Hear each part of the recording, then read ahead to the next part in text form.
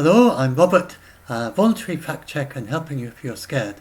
And the latest on what happened in Poland is that it's highly probable that the missile that hit a farm in Poland was from a Ukrainian air defense system. In other words, it was a system that was trying to shoot down Russian cruise missiles. And the Polish president, he says absolutely nothing indicates it was an intentional attack. It was very likely a rocket used in anti-missile defense and used by the Ukraine's defense forces. So this is too far away to be the Russian defenses, which are way, way away from this point. It's got limited range, the S-300. And from the information that we and our allies have, it was an S-300 rocket made in the Soviet Union, an old rocket, and there's no evidence that it was launched by the Russian side. It's highly probable it was fired by Ukrainian anti-aircraft defense. And this was well within the radar of Poland and radar surveillance of NATO countries, so they have a very good idea of its flight pattern and where exactly it came from. So now I want to explain about the whole idea of escalation ladder, because so many people were panicking, and yet we were way, way, way, way away from anything that was even remotely resembling any kind of a war between NATO and Russia. So this is the idea of the escalation ladder, which may help you to see.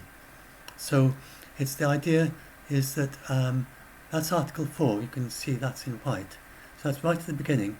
Is looking at a NATO example, then in a minor case like this, then just calling Article 4 is just saying we all need to get our heads together and work out what's happened and pool our resources, share our radar information and everything, and find out what's happened. And that's Article 4. And it doesn't commit to doing anything. It's just saying information exchange, basically, and consulting and a big meeting together and find out what happened.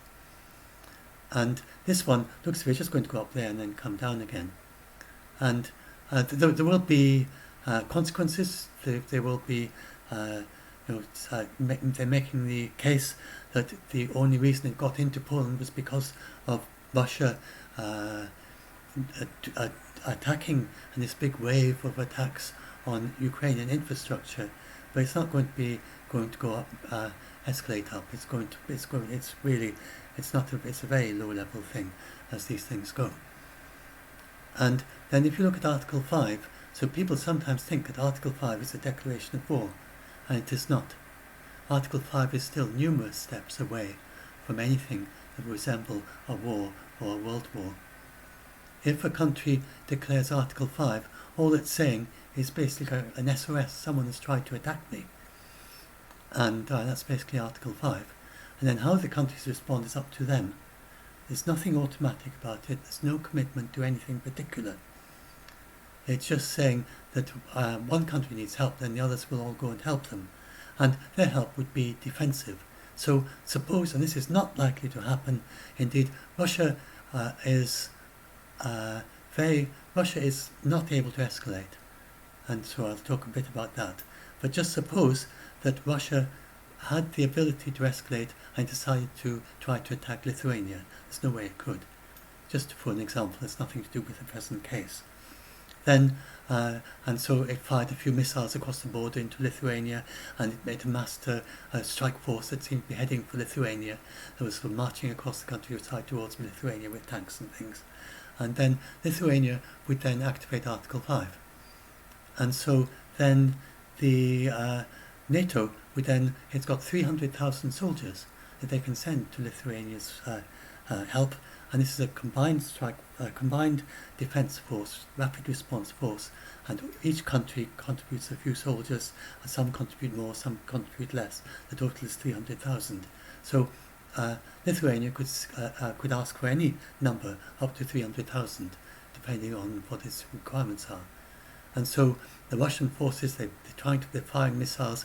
They'd send air defences there. They'd send the F-35 jets. They'd send all these soldiers. They basically stand on the Lithuanian border and say, don't you dare invade Lithuania.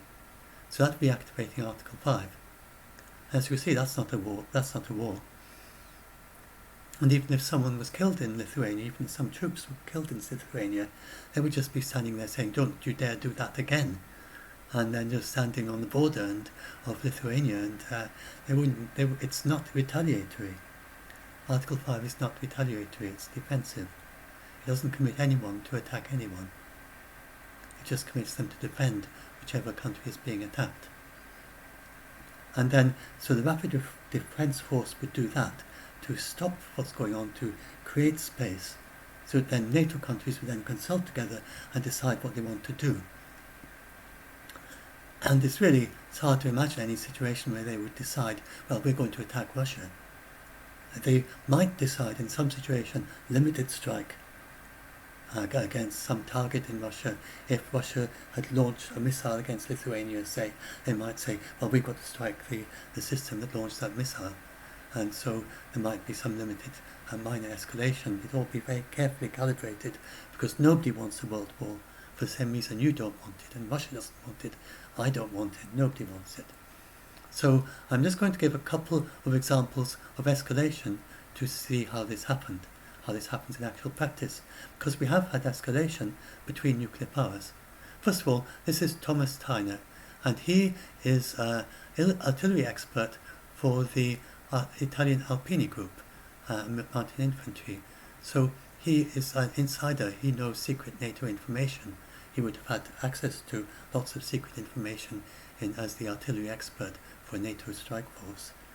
So Thomas Tyner, he would know what this escalation ladder is. Of course, he's not going to tell us, but he says that NATO has an escalation ladder with dozens of steps. And he says anyone talking of Article 5 or World War now, log off. Even Article 5 has dozens of escalation steps. It's not the Cold War anymore, when NATO forces were 24/7 ready to fight. It's a very different situation now. We're nowhere near the Cold War situation.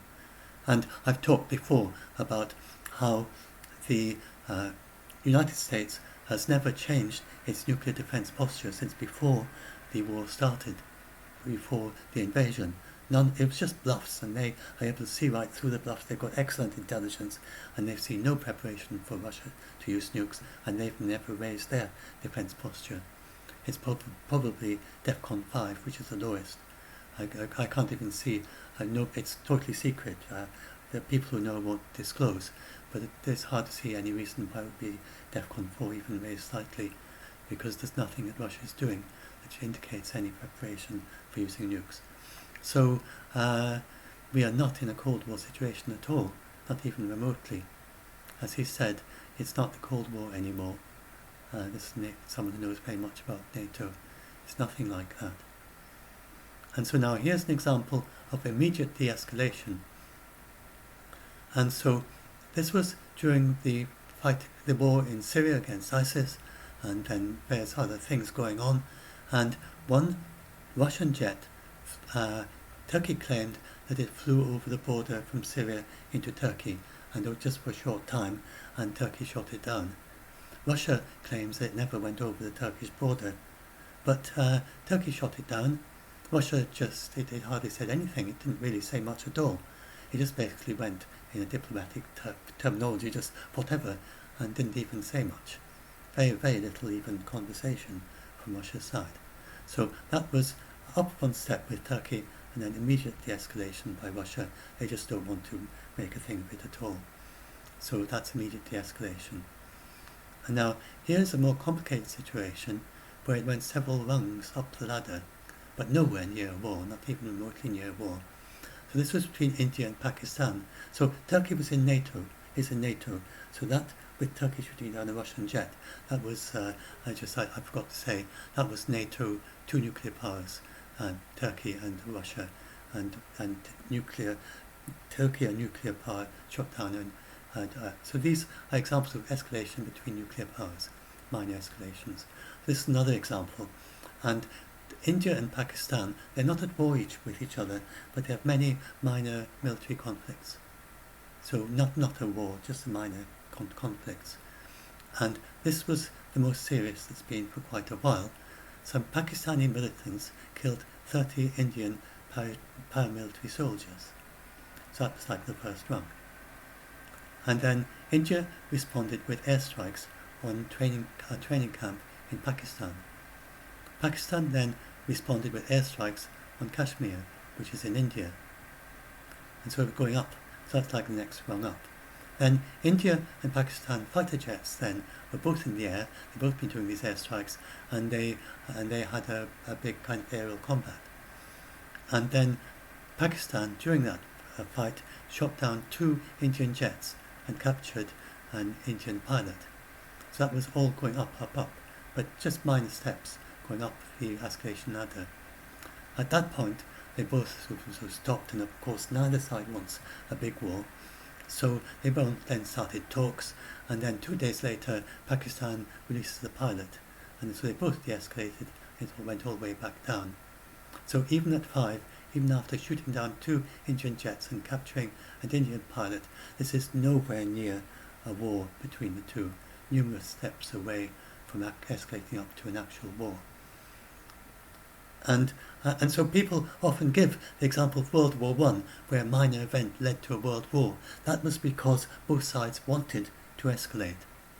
So if one or both sides want to escalate, then it can start going up the ladder and up the ladder. And if they actually want to go all the way up to a world war, which was basically the situation in World War I, that nobody was really trying to stop it, and not really, then it'll just go up, and then you get your world war. But we are not in any situation like that. Nobody wants a world war, and especially with nukes. But even without nukes, nobody wants a world war. The world is very interconnected, and it would really be it would make things very difficult for everyone. Anything resembling a large war between nuclear powers, and even without using nukes. So this is why when you get something like this, please don't be scared. Even if so, this one it's just ended, but Russia is continuing to fire these missiles, these missile attacks against Ukraine, and in this time, and they've sent so many, and they're going to be sending more, and they're trying to get some more from Iran. So even though they're running out of their own precision missiles, they might be getting ballistic missiles from Iran. They're going to try and keep this up, and then this is a big stimulus for NATO countries to send even more air defences to Ukraine, and they have better air defences. So there could well be, but Russian, they're not very precise. They have lots of opportunities for entering the coordinates wrong, something like that. And so there is a possibility that there could be another event like this in the future if Russia keeps doing this. If it sends 90 missiles, then lots of anti-aircraft missiles going back from Ukraine, and it could be that one of them is damaged and then keeps flying. It could be that one of them is just they enter the coordinates wrong, or something goes wrong with its inertial guidance. So we could have something like this again happen. So if that happens, just remember the escalation ladder, and so hopefully next time you won't panic if there is another minor incident like this, because we can't at this stage say there won't be, but what we can say is that if there is an accident again in the future, everyone will be working to de-escalate, even if it is Russia that has actually accidentally killed someone in a NATO country. But NATO has its Patriot air defense systems, and these are it doesn't seem it was protecting this rural area, and they may be looking at more air defense systems. It's difficult to protect every single inch of Poland, but they are obviously going to take more precautions to shoot down any missiles that might accidentally go over the Polish border, even into rural areas. So they're going to beef up Poland's air defences, so that if this happens again, they can shoot it down, and surely going to do even more. So Zelensky tweeted that Ukraine shot down it with its NASAMS system. These seem very effective at stopping the Russian cruise missiles. and Zelensky said that it shot down all 10 of the missiles that it targeted. The problem is that Ukraine doesn't have enough NASAMS systems. It's only got 2, which is enough for basically 2 cities, and there are lots of cities in Ukraine. And if they just keep them stationed on just one city, then Russia will concentrate all its air attacks on the other ones. So they probably move them around so to make sure Russia doesn't know where they are. And so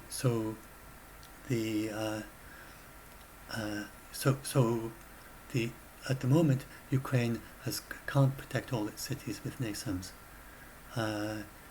But there are 4 more of those to go to Ukraine sometime this autumn, sometimes this fall, if the United States, we call it the autumn in the United Kingdom, and so Ukraine is going to be beefing up its air defences, and loads of systems from NATO that are going to Ukraine, and there's going to be much more work at defending Ukraine from these attacks. And then and the reason that Russia is doing these attacks on Ukraine is because it's losing in the war in Ukraine. And so Russia has been fighting against the small city of Bakhmut in Donetsk, and this is the only situation. It's concentrated all its best fighters in this tiny town or city, 50,000 or so, something like that. And it's a totally pointless thing. They're really bizarre strategy, the Russians. They tried to do a pincer movement in March, going down from Izium and up from around Bakhmut, and tried to circle a big concentration of Ukrainian forces that were fighting there at that time.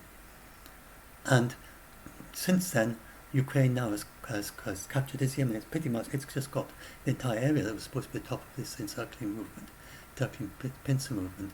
There's no possibility of a pincer movement anymore from Bakhmut.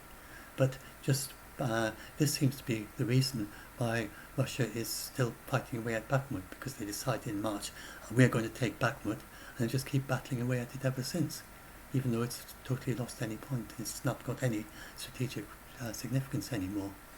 And they've been battling away, trying to take Bakhmut with dozens of attacks a day for a couple of months now. So this shows you how feeble Russia is. That's the entire Russian military.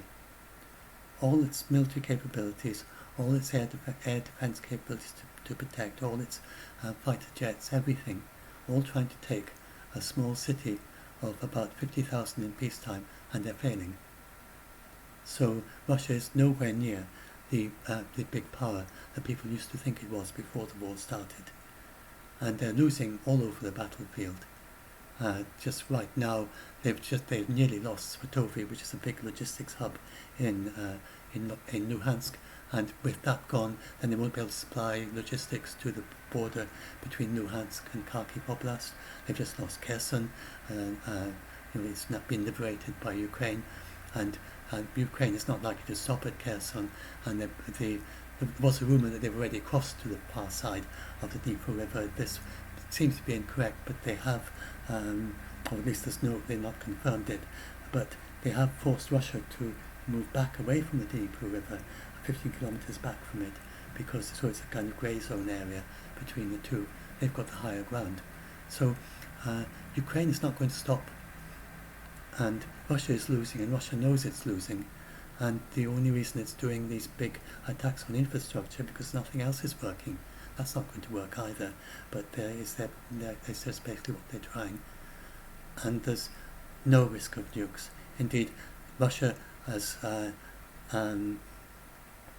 it's had such strong pressure from India, China, and the United States, with different ways, all pressurizing it. It's clear that this has had an impact on Russia, because normally Putin would respond to something like losing Kherson with these vague, veiled nuclear threats, and he didn't this time.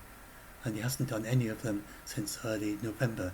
So he seems to have learned his lesson and realised this is not going anywhere. He may start bluffing again, but as the effect of all these warnings wear off. But for sure, for now, he's not bluffing anymore.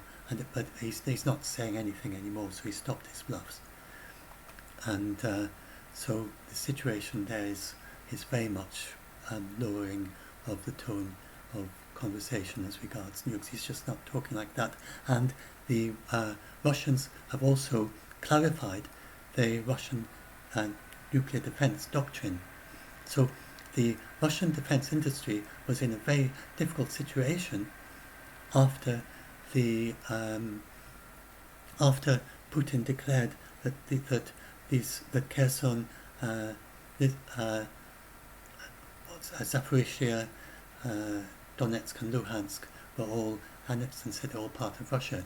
So what were they supposed to do? Because their doctrine said that if Russia is attacked on this and its existence is at stake, then they should use tactical nukes. But they're obviously not going to use tactical nukes in Ukraine because it made absolutely no sense because there's war going on there already. So they then clarified their nuclear doctrine, and it now says that they're not going to use tactical nukes should not be used to support expansion of the from Russia. So if they're trying to claim new territory, and they can make that apply to Crimea as well. So because that's an expansion from it's particularly about these new oblasts, but clearly they can apply the same principle to Crimea and use that as a reason not to use tactical nukes once Ukraine starts liberating Crimea, which is very likely to happen. So they've modified their doctrine so that these are expansions beyond Russia.